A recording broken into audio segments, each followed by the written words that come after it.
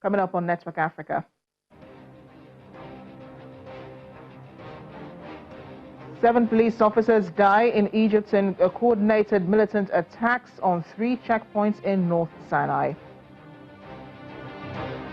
6 people appear in court in Ethiopia's capital, Addis Ababa, on terrorism charges relating to the alleged attempts to overthrow the Amhara state government. The Kenyan government distances itself from xenophobic comments made by a lawmaker in Nairobi.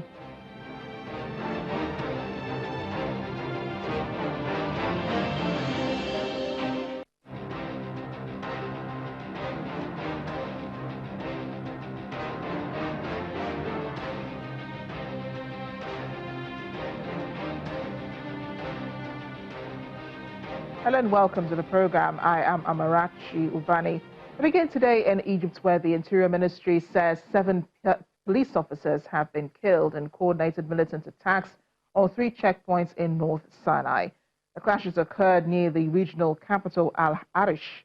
Media reports say 7 militants also died and the 2 were wearing explosive vests. The Islamic State group has claimed responsibility for the simultaneous attacks, which is the latest in Sinai this month.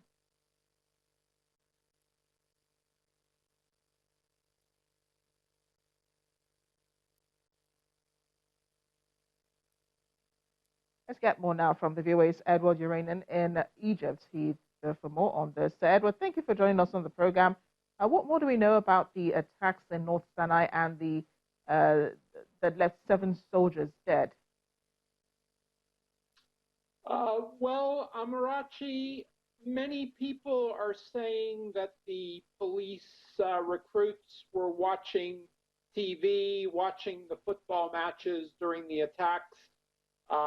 I don't know if that's true or not, but it sounds like the sort of thing that militants would do to attack when young people are watching a football match. But once again, I can't confirm that. I'm just hearing that from people. And a lot of the information is contradictory. The people who oppose the government that we see in the media are claiming there were 4 attacks. Other sources saying 3 attacks. Not really clear some of the information, but it's I guess the second attack in a month. There was an attack on a tourist bus. So there are a lot of low-level attacks going on in the country from time to time, but it's nothing really significant if you really add it all up. Yeah, and it's peculiar that this is happening at this time, though not surprising for the militants, because the country is set to host the Africa Cup of Nations. What's the reaction to the attacks that have happened today? Well, most people are preoccupied with the Africa Cup of Nations. The TV has been focusing on it, and young people, needless to say, have been watching. And here in Cairo, police are very active in the city. So the country is on a bit of poor footing, and it's unimaginable that they could pull off a terrorist attack in the city, in the country, in the capital. The northern Sinai is too far away from the center of political gravitas in Egypt. So it's something that makes headline, but isn't really in the center of people's consciousness. Edward, give us an understanding of how the Egyptian government has been fighting against armed groups and militant groups in North Sinai, because we understand that last year, they did launch an offensive against these groups. How effective have the operations been there? Well, effective, only as effective as the peace and quiet of the area reveals. If you hear of a couple attacks here and there, obviously it's not completely pacified. And at the same time, the one point that sticks out to me is the report that the militants had 10 vehicles, armed vehicles that they were driving. And I can't imagine getting such vehicles into the Sinai without a country, an enemy of Egypt that brought them there. So obviously this is, as the Egyptian media points out frequently, this is an insurgency that's being supported by outside countries. And the media points to the countries, it names them. You don't see their names in the Western media. So obviously the other countries don't want to embarrass the people who are perpetrating these acts. So I don't know where you go from here. Either you name these countries, shame them, and put them out of business, or you keep going like this. I don't think it's really an Egyptian-centric problem here. I think it's the countries outside the country that are pushing this terrorism. I know the information is still a bit sketchy right now concerning these attacks, but is there any way they could be linked to the death of Mohamed Morsi, the former Egyptian president, who was arrested, deposed from a government in 2013? Remember, the attacks intensified in North Sinai then. So is there any relationship between these attacks and his death in court last week? It's entirely possible. Mr. Morsi was overthrown, ousted about this time in 2014. That's 5 years ago. There was a major demonstration against him on June 30th, and the army gave him an ultimatum, which apparently he didn't follow through on, and which was to hold a referendum. And he was quietly pushed aside on the 3rd of July. And many in the Egyptian media point out that he's the one who brought these militants, at least many militants, to the Sinai from other countries. I really couldn't prove that, but I've heard a lot of that. And the sponsors of the Muslim Brotherhood, the supporters, Qatar, Turkey, each of them has reacted badly to the death of Mr. Morsi. The Turkish president called him a martyr, and the Qataris were upset as well. So it's possible that their patrons on the ground that they support might have done something like this to commemorate the death of Morsi. I wouldn't rule it out. Yeah, and so much still we don't know. Edward Iranian, thank you for joining us on Network Africa. My pleasure, Amarachi. Just a day after Ethiopians were mourning the loss of the country's army chief, 6 people have appeared in court in the capital Addis Ababa on terrorism charges relating to the alleged attempt to overthrow the Amhara state government. These are the first people to appear in court since Saturday's violence, which left Army Chief General Sierra McConnell and 4 other officials dead. The alleged ringleader of the coup attempt, Brigadier General Asamniu Sige, was also killed. The judge, who says the suspects can remain in custody, gave police 28 days to come up with more evidence. The recently appointed Special Representative of the United Nations Secretary General for Somalia and Head of Mission for the United Nations Assistance Mission in Somalia, UNSOM, James Swan, has arrived in Mogadishu to resume duty.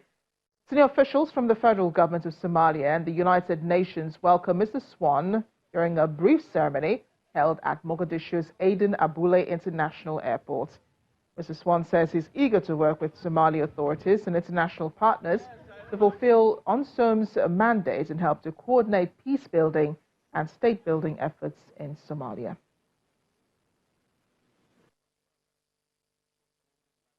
And the Prime Minister, they will receive you in their offices.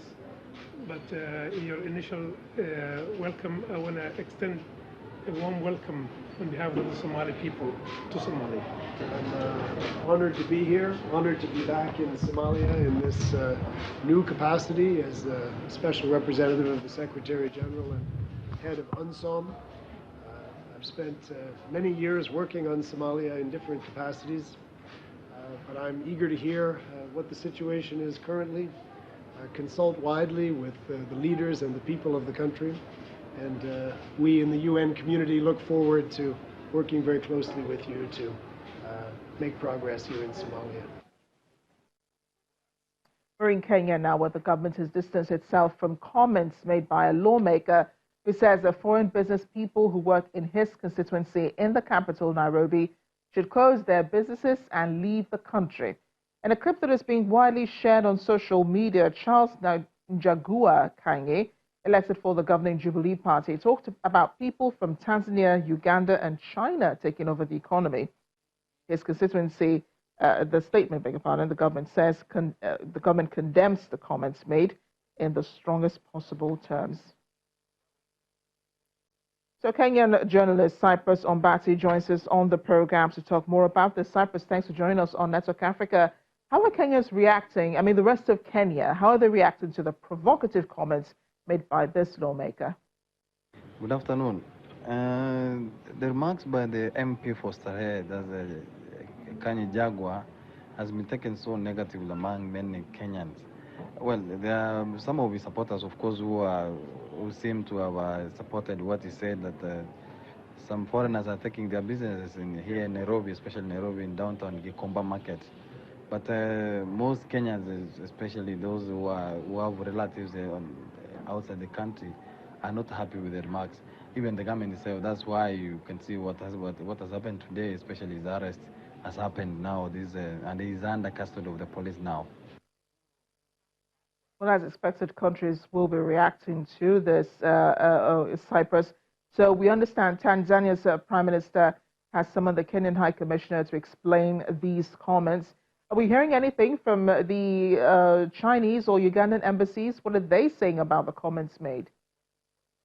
We've talked to the Kenyan ambassador to High Commissioner to Tanzania, Mr. Dan Kazungu, who has confirmed that he was contacted by the authorities there, and they wanted a comment or rather a confirmation of what's happening. And they said he gave them an assurance that whatever comment the MP made here in Nairobi was a private or individual's comment, and they were not a reflection of the government or Kenya as such.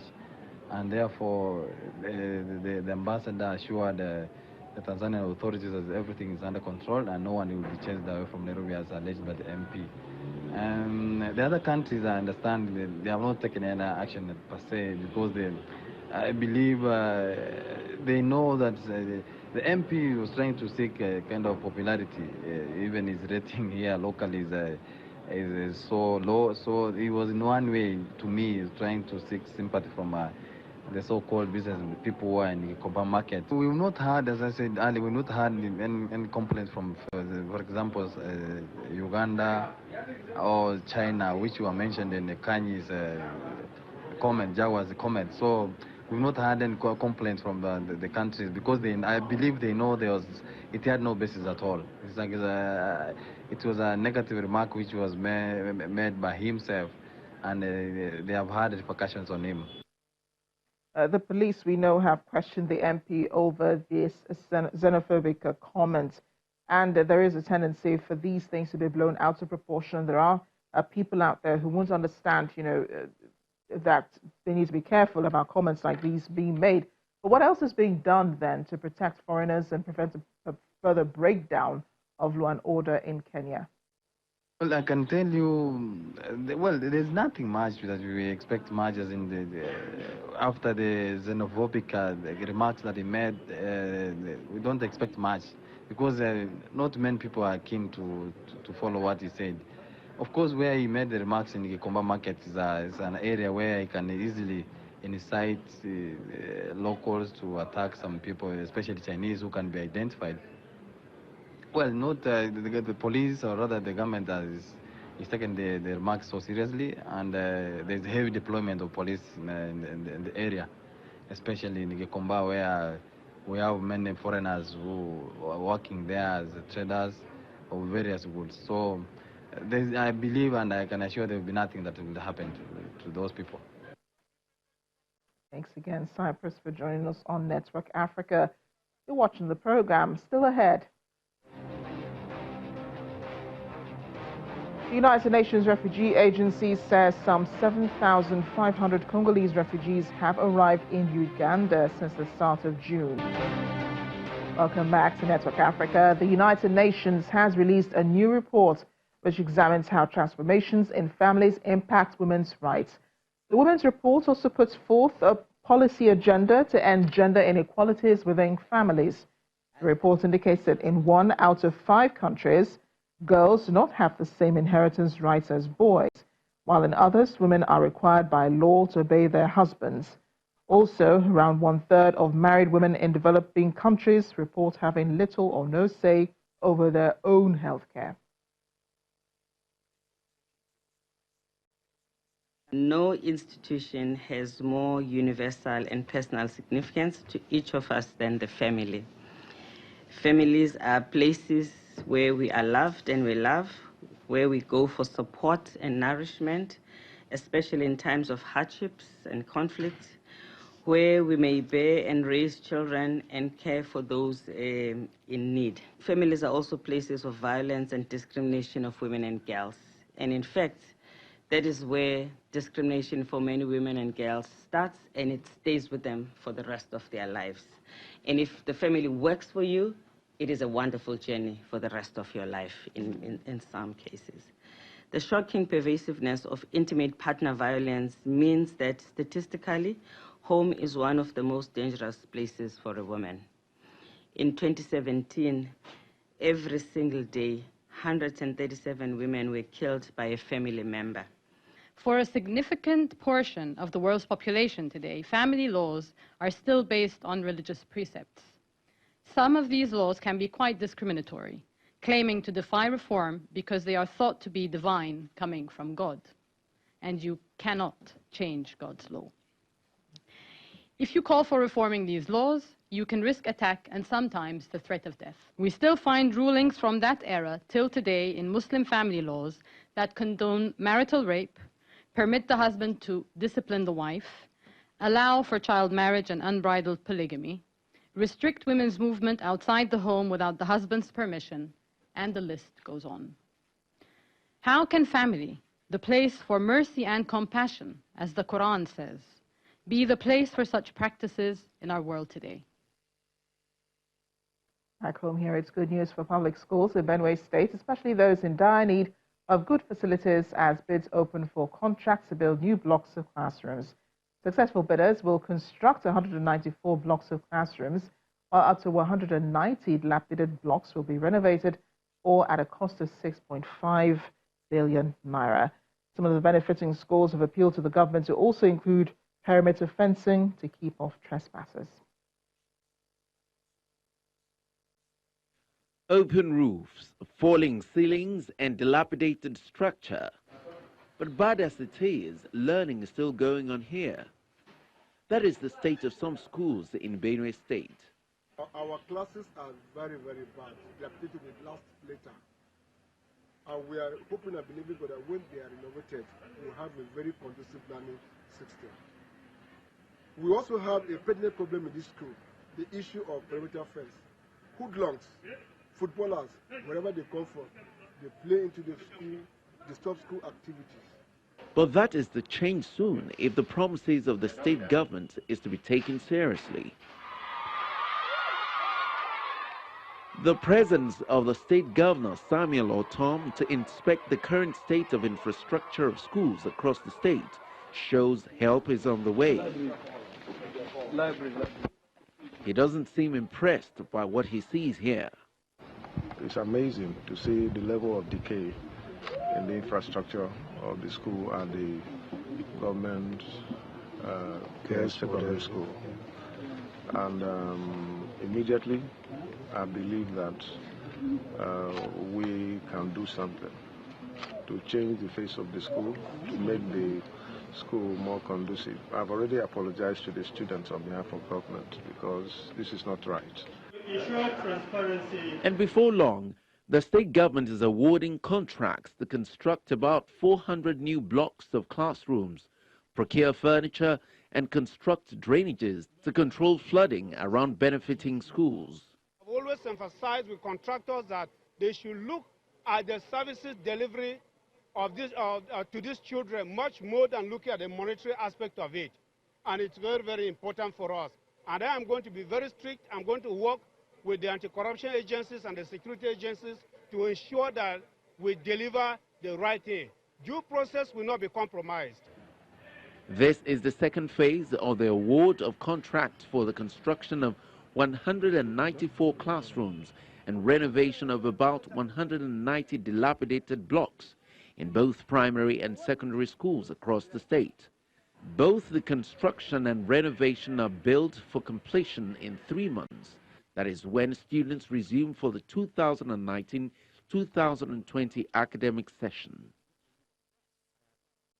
In the meantime, Nigeria's leading bank executives who make up the Nigeria Humanitarian Fund Private Sector Initiative have come together to show solidarity to displaced communities affected by the ongoing crisis in Borno State. The executives recently toured camps for internally displaced people in Maiduguri to assess the situation there. 14 of Nigeria's leading companies formed the initiative in November 2018 to pool resources together and support the country's displaced. Humanitarian crisis in northeast Nigeria, now entering its 10th year, is one of the most severe in the world. The ongoing crisis, triggered by regionalized armed conflict, has led to widespread forced displacement. 1.8 million Nigerians, predominantly women and children, are internally displaced, and 6.2 million people are in need of urgent assistance. As part of the Nigerian Humanitarian Fund Private Sector Initiative, companies and banks reiterated their commitment to this platform, emphasizing the need for Nigerians to take ownership of the crisis. I'm looking at the children and I see the problems of the future, because if they don't get what they really need in terms of education, healthcare support, and a stable family life, then we're going to have other problems to deal with in future. And it just shows why it's a national problem. Mrs. Awashika led a delegation that included Biyo Lagbami, Executive Director of EcoBank, Kiara Buka, co-chair of the Nigerian Humanitarian Fund Private Sector Initiative Steering Group, and Olumide Akpata, senior partner of Templars Law Firm, many of whom visited camps for internally displaced people in Borno State for the very first time. The NHF PSI is a groundbreaking global initiative created in Nigeria and managed by the United Nations Office for the Coordination of Humanitarian Affairs on behalf of the UN Humanitarian Coordinator. The initiative is expected to see Nigerian companies join donor countries in pooling donations and resources together. The platform will help collaboration to identify innovative solutions and generate resources for a more effective response. So out of these three, this is the type of partnership I'm looking forward to. I bring the United Nations, I bring the private sector to interface with the government and NEDC when they get operational here, so that we can all come together, pool our various synergies and strengths, so that we can address. To date, the Nigerian Humanitarian Fund has raised $90 million in contributions and pledges, with support from 17 donor countries. Business leaders involved in the initiative aspire to raise $80 million towards the humanitarian response. The UN agency says the unique collaboration introduces an unprecedented opportunity for Nigerian businesses to lead the way in bringing Nigerians together for Nigeria. The United Nations Refugee Agency, the UNHCR, says some 7,500 Congolese refugees have arrived in Uganda since the start of June, placing a strain on already overstretched assistance facilities. The UNHCR wants that the pace of new arrivals generates new needs that far outstrip what humanitarians are able to deliver. Renewed clashes between opposing Hema and Lendu groups in northeastern parts of the Democratic Republic of Congo are driving more than 300 people across the border into Uganda every day.